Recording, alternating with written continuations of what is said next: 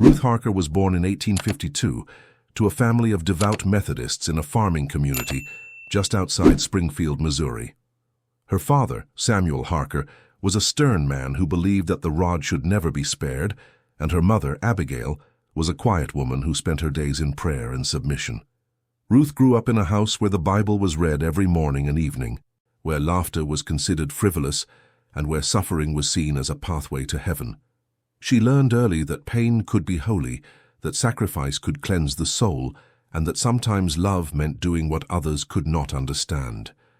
As a child, Ruth was different from other girls her age.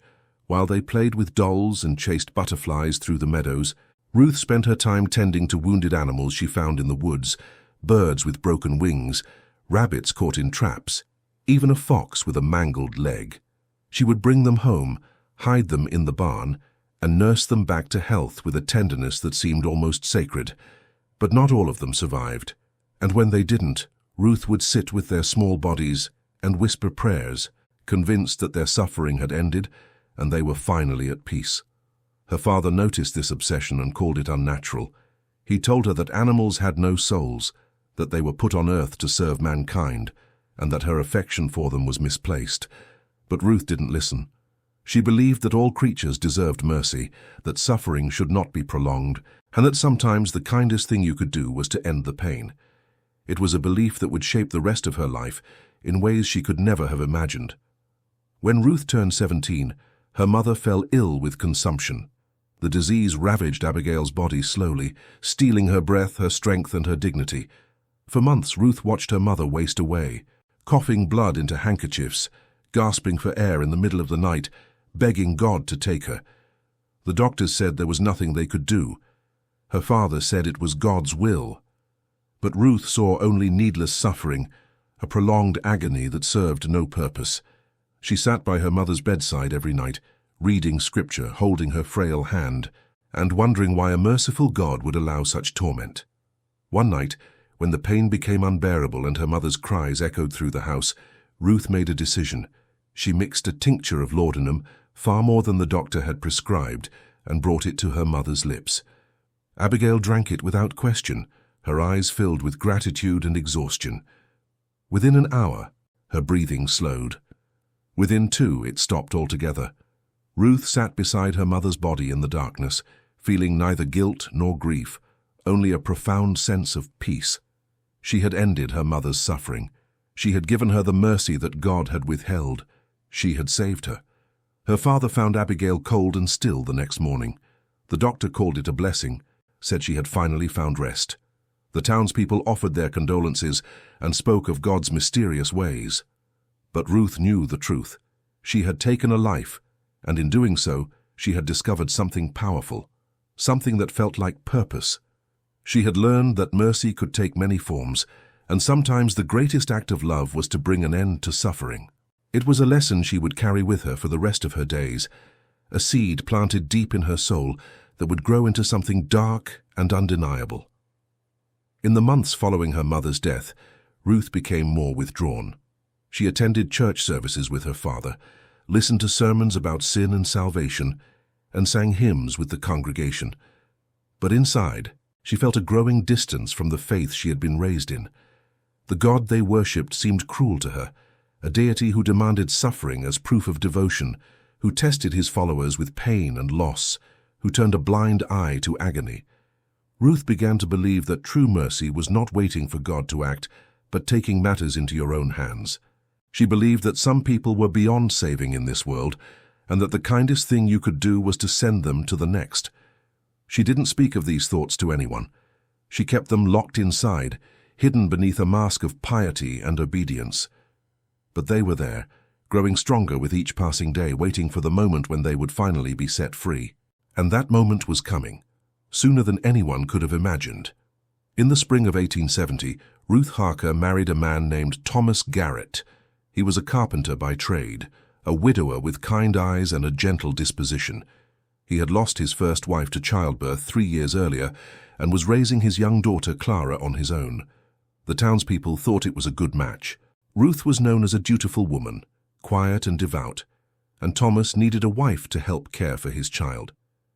They were married in a simple ceremony at the Methodist church, and Ruth moved into Thomas's modest home on the outskirts of Ashford. At first, Ruth tried to be a good wife.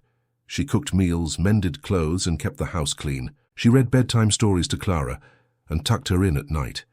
She attended church with Thomas every Sunday and sat beside him in the pew, her hands folded in her lap, her face serene. But beneath the surface, Ruth felt a restlessness she couldn't name. She felt trapped in a life that seemed small and meaningless, going through motions that brought her no joy. She missed the sense of purpose she had felt when she ended her mother's suffering, the clarity that came with that single, decisive act. Thomas was a good man, but he was also oblivious. He didn't notice the way Ruth would stare out the window for hours, lost in thought. He didn't see the sadness in her eyes or the tension in her shoulders. He believed that marriage and motherhood would fulfill her, that she would find happiness in the simple rhythms of domestic life. But Ruth was not like other women. She needed something more, something that went deeper than cooking and cleaning and caring for a child who was not her own. Clara, however, was different. The little girl adored Ruth from the start. She followed her around the house, asked her endless questions, and climbed into her lap whenever she sat down. At first, Ruth kept her distance, unsure how to respond to this affection. But gradually, something shifted. She began to see Clara not as Thomas's daughter, but as a child who needed her, who depended on her, who looked at her with trust and love. And for the first time since her mother's death, Ruth felt a flicker of something that resembled happiness, but that happiness was fragile, built on a foundation that was already cracked. Because Ruth's understanding of love was not like other people's. To her, love meant protection. It meant shielding those you cared about from suffering, even if it required drastic measures. It meant being willing to do what others could not, to make the hard choices that would spare them pain. And as she grew to love Clara, she also grew to fear for her. She saw danger everywhere. She worried that the child would fall ill, that she would be hurt, that she would suffer the way Ruth's mother had suffered, and those fears began to consume her. One afternoon, Clara came down with a fever. It was nothing serious, just a childhood illness that would pass in a few days. But Ruth panicked. She sat by the girl's bedside, wiping her forehead with a cool cloth, watching her sleep fitfully. She remembered her mother's illness, the way it had dragged on for months, the way it had stolen every ounce of dignity and peace. She imagined Clara enduring the same fate, wasting away, crying out in pain, begging for relief that never came. And in that moment, Ruth felt the old impulse rising within her, the belief that mercy sometimes required action. She didn't act on it. Not then. Clara recovered within days, laughing and playing as if nothing had happened. But the thought had taken root. Ruth began to see illness not as a temporary inconvenience, but as a potential threat, a harbinger of suffering that could spiral out of control. She started watching Clara more closely, scrutinizing every cough, every complaint of a stomachache, every moment of fatigue. She became obsessed with the idea of protecting the child, of keeping her safe from a world that was full of pain and cruelty. Thomas noticed the change in Ruth's behavior. She had become overprotective, anxious, constantly hovering over Clara. He tried to reassure her, told her that children got sick sometimes and that it was nothing to worry about. But Ruth couldn't be reassured. She knew things he didn't. She understood that suffering could come without warning, that it could destroy a person slowly and mercilessly, and that sometimes the only way to prevent it was to take control before it was too late. The tension in the household grew. Thomas began to pull away from Ruth, sensing something dark and unstable beneath her calm exterior. He spent more time at his workshop, coming home late and speaking to her less and less. Ruth noticed his distance but didn't try to bridge it. She was too consumed with her own thoughts, her own fears, her own twisted sense of duty. She believed she was the only one who truly understood what it meant to protect the people you loved, and she was preparing herself for the day when that protection would be needed. The first death that would later be attributed to Ruth Harker happened in the autumn of 1872. It involved a man named Ezra Cole, a drifter who had arrived in Ashford a few months earlier looking for work. Ezra was a troubled soul, known around town for his drinking and his violent temper. He had been hired by a local farmer to help with the harvest, but he spent most of his wages on whiskey and caused trouble at the saloon nearly every weekend. The townspeople tolerated him because labor was scarce, but no one liked him, and no one would have mourned his passing. Ruth first encountered Ezra when he showed up at Thomas's workshop one afternoon, asking if there was any carpentry work available. Thomas, ever charitable, offered him a small job repairing a fence. Ezra accepted, though he complained the entire time about the pay and the heat and the unfairness of his life. Ruth brought him water and watched him work. And what she saw disturbed her. Ezra was a man in torment. His hands shook when he wasn't drinking. His eyes were bloodshot and hollow. He muttered to himself, cursed under his breath, and flinched at sudden sounds. Ruth recognized the signs of a man who was suffering, who was trapped in a cycle of pain and self-destruction that he couldn't escape. Over the following weeks, Ruth made it her business to learn more about Ezra Cole. She listened to the gossip at the general store, heard stories of his violent outbursts, his inability to hold down a job, his estrangement from his family back east. She learned that he had served in the Civil War, that he had seen things that haunted him, that he drank to forget but could never quite manage it. And the more she learned, the more convinced she became that Ezra was beyond saving. He was a man drowning in his own misery, pulling himself deeper with every passing day. And Ruth believed that the kindest thing she could do was to help him find peace. She began to visit Ezra under the pretense of Christian charity. She brought him meals, read scripture to him, and listened to his rambling stories about the war and the friends he had lost.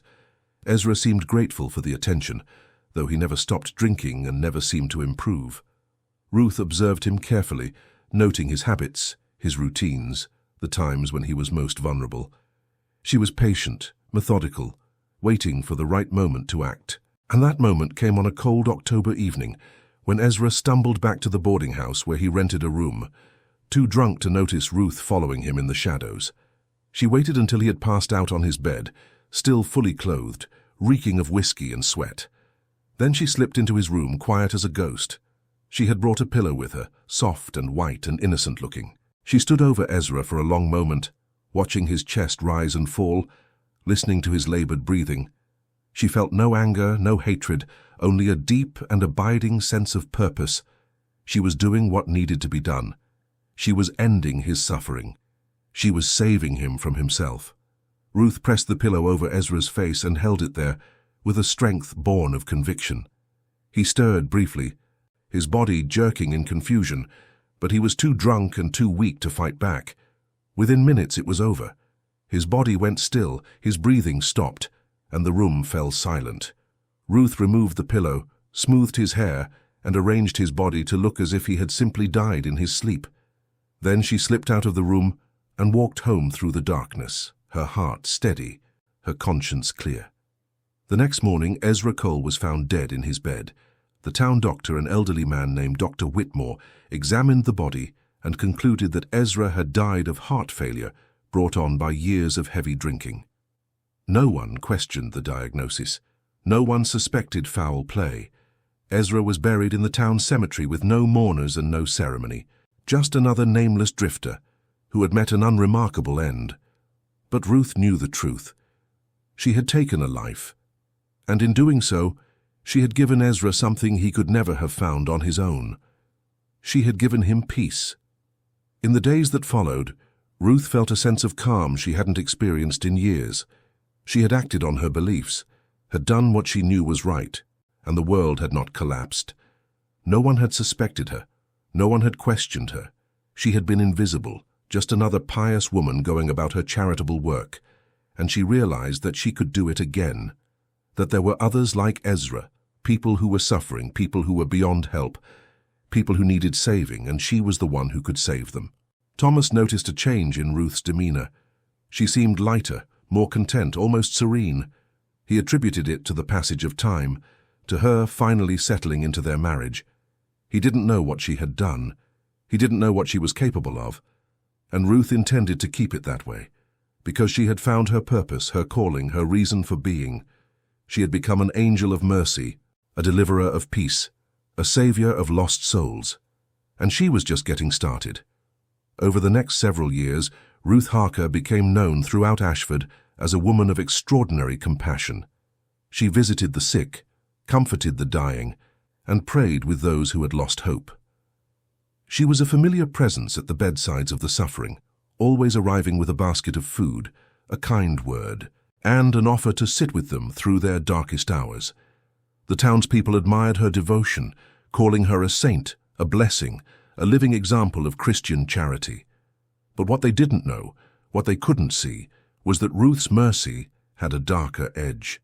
Between 1872 and 1887, at least 12 people died under Ruth's care. Most of them were elderly or terminally ill, people who were already expected to die.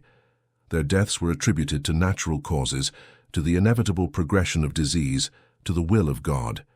Dr. Whitmore, who attended most of these deaths, never suspected anything unusual. He was an old man himself, his eyesight failing, his medical knowledge rooted in outdated practices. He trusted Ruth implicitly, saw her as a helper rather than a threat, and Ruth took advantage of that trust in ways that would have horrified him if he had known. Her methods were simple and effective.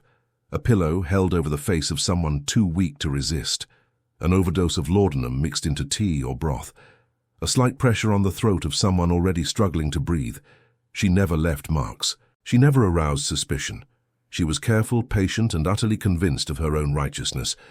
To Ruth, these were not murders. They were acts of mercy, final kindnesses bestowed upon people who were suffering needlessly. She believed she was doing God's work, fulfilling a purpose that others were too weak or too blinded by conventional morality to understand. Not all of her victims were strangers. In 1875, Thomas's mother, an elderly woman named Margaret Garrett, came to live with them after a stroke left her partially paralyzed.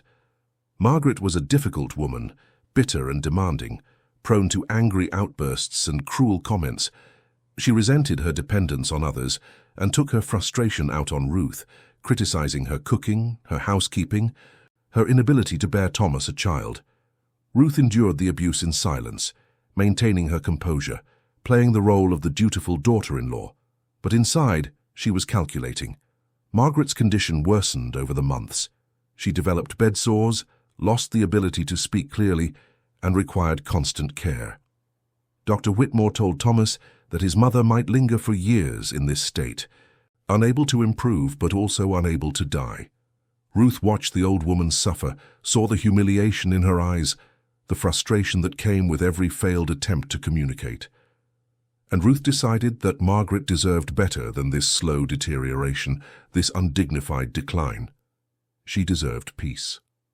One evening, when Thomas was working late and Clara was asleep, Ruth prepared a strong dose of laudanum and brought it to Margaret's bedside. The old woman looked at her with confusion and fear, sensing that something was wrong. But she was too weak to resist, as Ruth lifted her head and poured the liquid into her mouth, coaxing her to swallow. Within an hour, Margaret's breathing became shallow. Within 2, she was gone. Ruth sat beside the body, arranging the blankets, closing the unseeing eyes, and then called for Thomas. She told him his mother had passed peacefully in her sleep, that she had gone to be with the Lord. Thomas wept, and Ruth comforted him, all the while feeling nothing but satisfaction at a job well done. The deaths continued. An old farmer named Henry Bridges, who had been suffering from cancer and begging for release. A young woman named Alice Munro, who had contracted tuberculosis and was wasting away in agony. A child, only 6 years old, named Samuel Pritchard, who had been born with a deformity that caused him constant pain and left him unable to walk or speak. Ruth attended to all of them, offering her services to their families, gaining their trust, and then quietly ending their suffering when the opportunity arose. Each time she felt the same sense of purpose, the same conviction that she was doing what was necessary and right. But Ruth's activities did not go entirely unnoticed. There were whispers, quiet conversations among the townspeople who began to notice a pattern. People who were sick seemed to die more quickly when Ruth was caring for them. Families who asked for her help often found themselves planning funerals within days or weeks. A few people began to wonder if Ruth's presence was a blessing or a curse, if her prayers brought peace or hastened death. But these were just whispers, suspicions without proof, concerns that seemed uncharitable to voice aloud. After all, Ruth was a godly woman, a pillar of the community, someone who had dedicated her life to helping others. How could anyone suspect her of wrongdoing? Thomas remained oblivious to his wife's actions. He saw only what Ruth allowed him to see: a devoted wife, a caring stepmother, a woman who gave selflessly to those in need. He never questioned the death that seemed to follow in her wake, never wondered why so many people passed away under her care. He was a simple man, content with his work and his family, unwilling to look too closely at the shadows that lurked beneath the surface of his marriage. And Ruth was careful to keep those shadows hidden, to maintain the facade of normalcy, to ensure that no one would ever suspect the truth. But time, as it always does, was running out, and the reckoning that Ruth had avoided for so long was finally approaching. The beginning of the end for Ruth Harker came in the form of a young woman named Eleanor Shaw. Eleanor arrived in Ashford in the spring of 1887, a newcomer from St. Louis who had come to teach at the town's small schoolhouse. She was educated, observant, and possessed a sharp mind that missed very little. Unlike most of the townspeople who accepted things at face value and rarely questioned the workings of their community, Eleanor had a natural curiosity and a tendency to notice patterns that others overlooked. And from the moment she met Ruth Harker, something about the woman unsettled her. Their first encounter occurred at a church social, where Ruth was serving refreshments and chatting pleasantly with the other women. Eleanor watched her from across the room, noting the way Ruth moved through the crowd with practiced grace, the way her smile never quite reached her eyes, the way she seemed to be performing rather than genuinely engaging. When they were finally introduced, Eleanor felt a coldness in Ruth's handshake, a distance in her gaze that contradicted the warm words coming from her mouth. It was subtle, almost imperceptible, but Eleanor trusted her instincts, and her instincts told her that something was wrong. Over the following weeks, Eleanor began to pay closer attention to Ruth and her activities. She heard the stories about Ruth's charitable work, her devotion to the sick and dying, her reputation as a woman of extraordinary compassion. But Eleanor also heard other things, whispers that people shared in lowered voices when they thought no one was listening. She heard about the unusual number of deaths that occurred under Ruth's care, about families who had asked for her help and then found themselves grieving sooner than expected. She heard about Dr. Whitmore's failing eyesight and his tendency to accept Ruth's accounts without question. And the more Eleanor heard, the more convinced she became that Ruth Harker was not what she appeared to be. Eleanor decided to investigate. She began asking careful questions, gathering information without revealing her suspicions. She spoke to families who had lost loved ones under Ruth's care, asking about the circumstances of their deaths, the symptoms they had experienced, the timeline of their decline. She reviewed records at the doctor's office, noting the causes of death and the frequency with which Ruth's name appeared in connection with them. She visited the cemetery and counted the graves of people who had died in the past 15 years, marking those who had been attended by Ruth in their final days. And what she discovered alarmed her deeply. There were too many deaths, too many coincidences, too many similarities in the way these people had passed. Most had been weak, vulnerable, unable to defend themselves. Most had died suddenly, often within days or hours of Ruth's visits, and most had been diagnosed with conditions that, while serious, should not have been immediately fatal. Eleanor began to compile a list, documenting names, dates, and circumstances. She wrote letters to medical colleagues in St. Louis, asking for their opinions on the patterns she had observed, and the responses she received confirmed her worst fears. The deaths were suspicious, the pattern was unmistakable. Ruth Harker was almost certainly killing people. But Eleanor faced a difficult problem. She had suspicions, patterns, and circumstantial evidence, but no concrete proof. She had no witnesses, no confessions, no physical evidence that could tie Ruth to any specific death. And she knew that accusing a respected member of the community without solid evidence would be disastrous. The townspeople loved Ruth, trusted her, relied on her. They would never believe that their angel of mercy was actually an angel of death. Eleanor needed more than suspicions. She needed proof that was undeniable, irrefutable, impossible to ignore. She decided to set a trap. Eleanor had a friend in St. Louis, a young actor named William Crane who specialized in theatrical performances. She wrote to him, explaining her situation and asking for his help. William agreed to come to Ashford and pose as her sick uncle, claiming to be dying of consumption. Eleanor spread word through the town that her poor uncle had come to spend his final days with her, that he was suffering terribly, that he needed constant care and prayer. And as she had anticipated, Ruth Harker came calling within days, offering her services and her compassion. Ruth visited William regularly over the next 2 weeks, bringing him soup, reading him scripture, and sitting with him during his supposed moments of greatest distress. Eleanor watched carefully, noting everything Ruth did, every gesture, every word, every moment when she was alone with William. And then, one evening, Eleanor set the final part of her trap. She told Ruth that she needed to go into town for supplies and asked if Ruth would stay with William while she was gone. Ruth agreed, her face serene, her manner calm. And as soon as Eleanor left the house, she circled back and positioned herself outside the window where she could see and hear everything that happened inside. What Eleanor witnessed that night confirmed everything she had suspected. Ruth waited until she was certain Eleanor was gone, then moved to William's bedside with a purposeful stride. She pulled a small bottle from her pocket, mixed its contents into a glass of water, and moved to lift William's head. But William, who had been fully alert and waiting for this moment, suddenly sat up and knocked the glass from her hand. Ruth stumbled backward, her face contorted with shock and rage. And in that moment, Eleanor burst through the door with the town sheriff who had been waiting nearby and placed Ruth Harker under arrest for attempted murder. The arrest sent shockwaves through Ashford. The townspeople could not believe it. Ruth Harker, their beloved angel of mercy, accused of murder.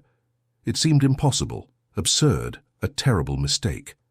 But as the evidence mounted, as Eleanor presented her research and her documentation, as other families began to come forward with their own suspicions and concerns, the truth became undeniable. Ruth Harker had been killing people for 15 years, and no one had stopped her because no one had wanted to believe it was possible. Ruth Harker sat in a cell at the county jail, her hands folded in her lap, her face as calm and serene as it had always been. She did not protest her arrest. She did not claim innocence. She simply sat in silence, waiting for whatever would come next. The sheriff, a man named Daniel Morton, found her composure deeply unsettling. He had arrested many criminals in his career, and most of them reacted with anger, fear, or desperate denials. But Ruth showed none of these emotions. She seemed almost peaceful, as if she had been expecting this moment and had made her peace with it long ago. The trial was scheduled for early November 1888, and it became the most sensational event in Ashford's history. People traveled from neighboring towns, and even from St. Louis to attend, packing the courthouse to capacity every day. Newspapers sent reporters to cover the proceedings, and their stories were reprinted across Missouri and beyond. Ruth Harker became infamous overnight, her name synonymous with betrayal and hidden evil. The press called her the Angel of Death, the Missouri murderess, the devil in a woman's dress. But through it all, Ruth remained silent, refusing to speak to reporters, to her lawyer, or to anyone else about the charges against her. The prosecution built a devastating case. Eleanor Shaw testified about her investigation, presenting her meticulous records and explaining the patterns she had observed. Dr. Whitmore, now fully aware of how he had been deceived, testified about the deaths he had attributed to natural causes, admitting that he had never considered the possibility of foul play. Families of the deceased came forward, some tearfully recounting their final days with their loved ones, others expressing shock and horror at the realization that Ruth had betrayed their trust. The evidence was overwhelming, the testimony damning, and the mood in the courtroom grew darker with each passing day. Ruth's lawyer, a young man named Peter Donnelly, who had been assigned to her case by the court, tried his best to mount a defense. He argued that the evidence was circumstantial, that many of the deaths could indeed have been natural, that Eleanor Shaw's investigation was based on suspicion rather than proof. He called witnesses who testified to Ruth's good character, her years of charitable work, her devotion to her family, and her faith. But his arguments rang hollow in the face of the prosecution's evidence, and even he seemed to sense that the case was hopeless. Ruth herself offered him no help, refusing to cooperate with her defense or to provide any explanation for her actions. As the trial progressed, the townspeople who had once loved Ruth began to turn against her. The stories that emerged painted a picture of a woman who had systematically betrayed their trust, who had used their faith and their compassion as a cover for her crimes. They remembered the people she had killed, the families she had destroyed, the grief she had caused while pretending to offer comfort. They felt foolish for not seeing it sooner, angry at themselves for being deceived, and desperate for justice. The calls for Ruth's execution grew louder with each passing day, and the judge, a stern man named Horace Blackwell, made it clear that he intended to see justice served. On the final day of testimony, the prosecution called Thomas Garrett to the stand. Thomas had aged visibly in the months since Ruth's arrest, his face haggard, his eyes haunted. He testified that he had never suspected his wife of any wrongdoing, that she had seemed like a devoted and caring woman, that he had trusted her completely. When asked about his mother's death, his voice broke. He admitted that he had never questioned it, had simply accepted Ruth's account that Margaret had passed peacefully in her sleep. Now, knowing the truth, he felt as if his entire marriage had been a lie, as if he had been living with a stranger all these years. Clara, now a young woman of 18, also testified. She spoke of her childhood with Ruth, the affection she had felt for her stepmother, the sense of safety and love that Ruth had provided.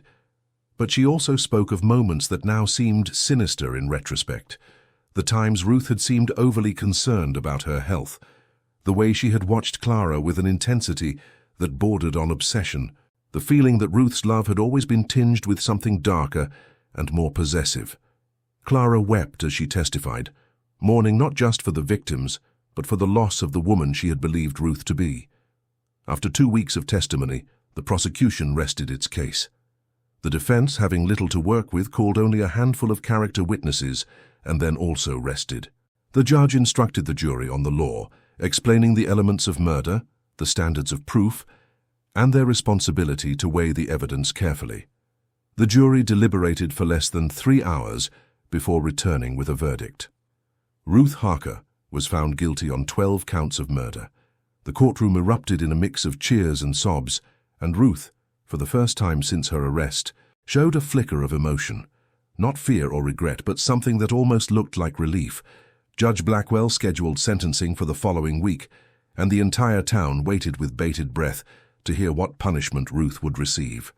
The death penalty was possible, and many people believed it was deserved, but others argued for life imprisonment, saying that execution would be too merciful for a woman who had shown no mercy to her victims. The newspapers speculated endlessly, and the debate raged in every home, every shop, every gathering place in Ashford. Ruth, meanwhile, sat in her cell and waited, her face as calm as ever, her thoughts known only to herself.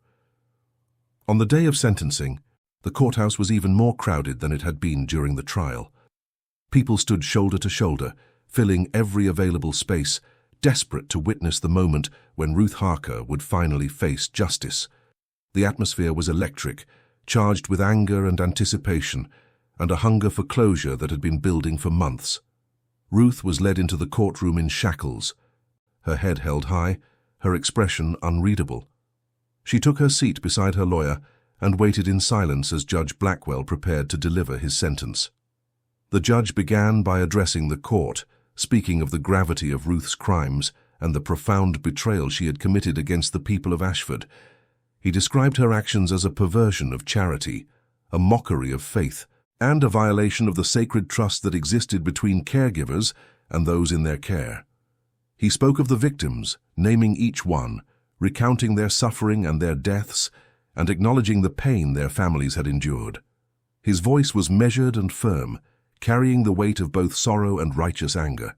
And then, after a long pause, he turned his attention to Ruth. Judge Blackwell asked Ruth if she had anything to say before he pronounced sentence. The courtroom fell completely silent, every eye fixed on the woman who had caused so much grief and destruction. Ruth rose slowly to her feet, her chains clinking softly, and for the first time since her arrest she spoke. Her voice was clear and steady, without a trace of remorse or fear. And what she said shocked everyone in the room. Ruth began by acknowledging that she had killed the people she was accused of killing. She did not deny it, did not attempt to justify or excuse her actions. She simply stated the facts, as calmly as if she were reciting a grocery list. But then she said something that would haunt the townspeople for the rest of their lives. She said that she had killed those people because they needed to be saved. She said that they were suffering, that their pain served no purpose, that God had abandoned them to needless agony. And she said that she had done what God would not do, what their families were too weak to do, what mercy demanded. She had ended their suffering and given them peace. The courtroom erupted in outrage. People shouted, cursed, demanded that she be silenced. But Ruth continued speaking, her voice rising above the chaos, insisting that she had done nothing wrong. She said that she was not a murderer, but a deliverer, that she had acted out of love and compassion, that history would vindicate her even if the people of Ashford could not. She said that the real crime was allowing people to suffer when it was within your power to end their pain, that prolonging agony in the name of sanctity or hope was the true sin. And she said that she would do it all again if given the chance, because some people could only be saved by being released from this world. Judge Blackwell slammed his gavel repeatedly, calling for order, but the crowd would not be silenced.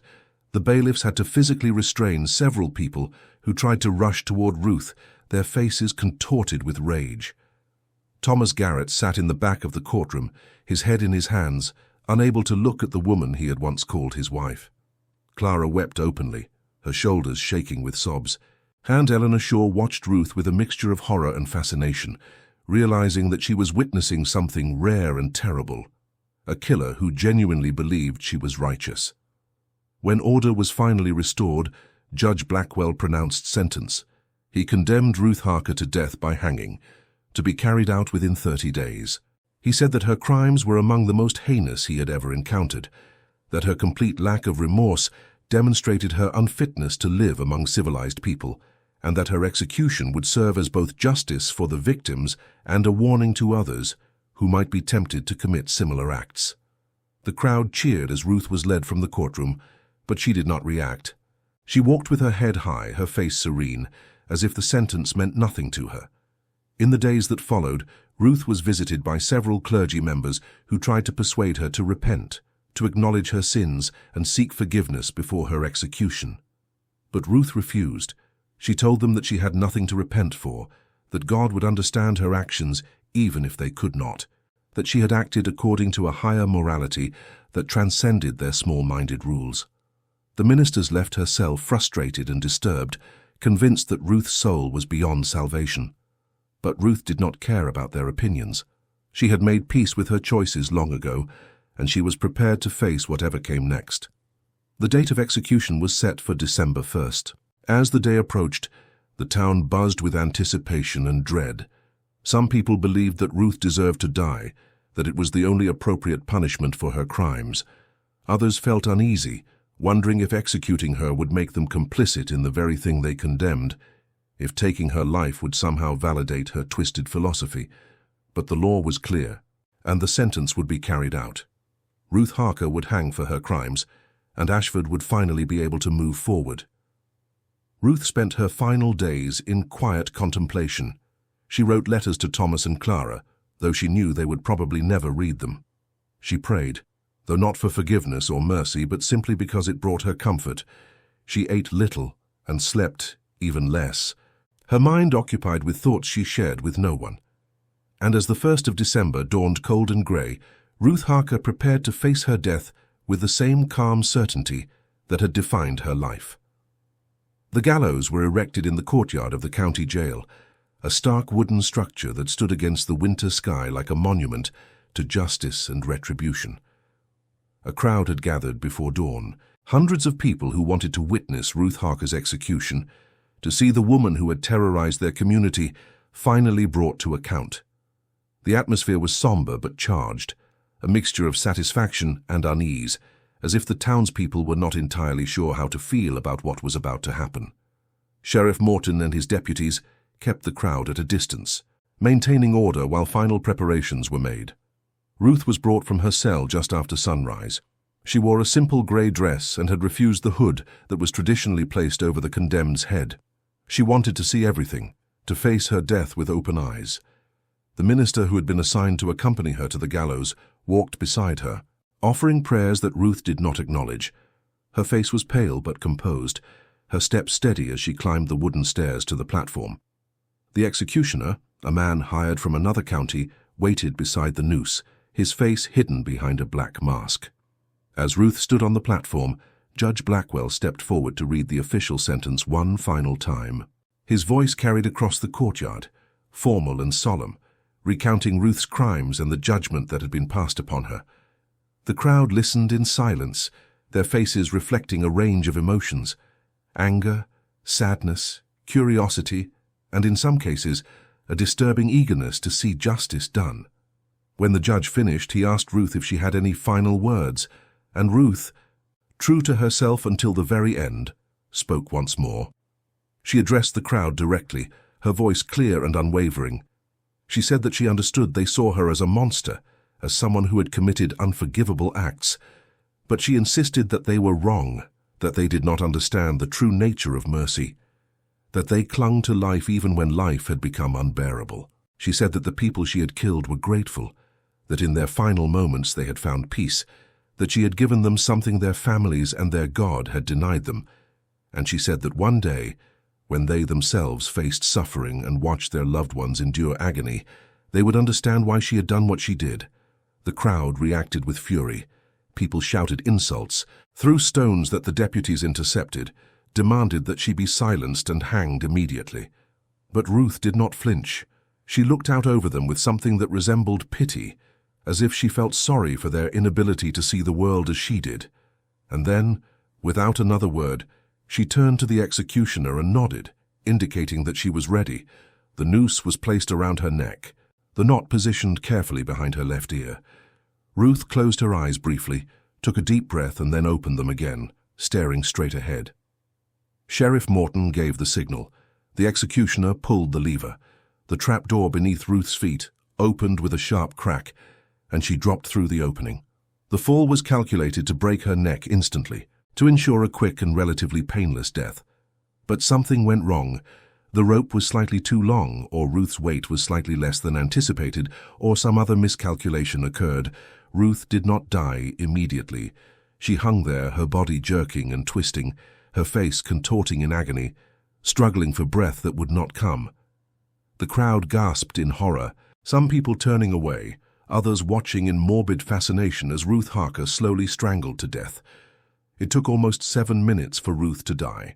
7 minutes during which she suffered the very thing she had claimed to spare others from, the prolonged agony of a body refusing to surrender. The executioner and Sheriff Morton watched helplessly, unable to intervene, bound by protocol to let the sentence run its course. When Ruth's body finally went still, when the last tremors faded and she hung lifeless at the end of the rope, a collective sigh passed through the crowd. Some people felt that justice had been served, that Ruth had received what she deserved. Others felt only a deep discomfort, a sense that something had gone terribly wrong, that they had witnessed something that would haunt them for years to come. Ruth's body was cut down and examined by Dr. Whitmore, who pronounced her dead. There was no ceremony, no final prayer, no moment of reflection. Her body was placed in a plain wooden coffin and buried in an unmarked grave at the edge of the cemetery, far from the people she had killed, far from any symbol or memorial. The townspeople wanted to forget her, to erase her from their history, to pretend she had never existed. But forgetting Ruth Harker would prove impossible. In the weeks and months that followed, Ashford struggled to return to normal. Families mourned their losses all over again, now understanding that their loved ones had been murdered rather than claimed by natural causes. Thomas Garrett sold his house and moved away, unable to bear living in the place where he had shared his life with a killer. Clara changed her name and left Missouri entirely, seeking a fresh start where no one knew about her connection to Ruth. Eleanor Shaw returned to St. Louis, her career as a teacher over, her reputation forever linked to the woman she had helped bring to justice. But Ruth's words lingered in the minds of those who had heard them, her insistence that she had acted out of mercy, that suffering should not be prolonged, that death could be a gift rather than a curse.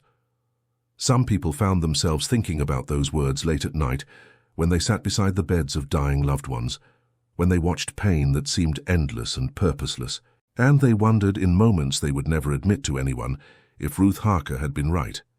Not in her methods, not in taking matters into her own hands, but in recognizing a truth that society refused to acknowledge, that sometimes mercy and death were the same thing. The final confession of Ruth Harker was never written down or officially recorded, but it existed nonetheless. In the words she spoke from the gallows, in the belief she held until her final breath, in the legacy of questions she left behind. She had killed 12 people, possibly more, and she had believed with absolute conviction that she was saving them. Whether she was a monster or a misguided angel, a murderer or a martyr, remained a question that Ashford would debate for generations. But one thing was certain: Ruth Harker had forced her community to confront uncomfortable truths about suffering, mercy, and the fine line between compassion and cruelty. And those truths, once seen, could never be unseen. Every family hides secrets, some so dark they should never see the light of day. Here, we open the doors to those shadowed pasts, uncovering hidden crimes, silent pacts, and stories that echo like ghosts through the halls of memory.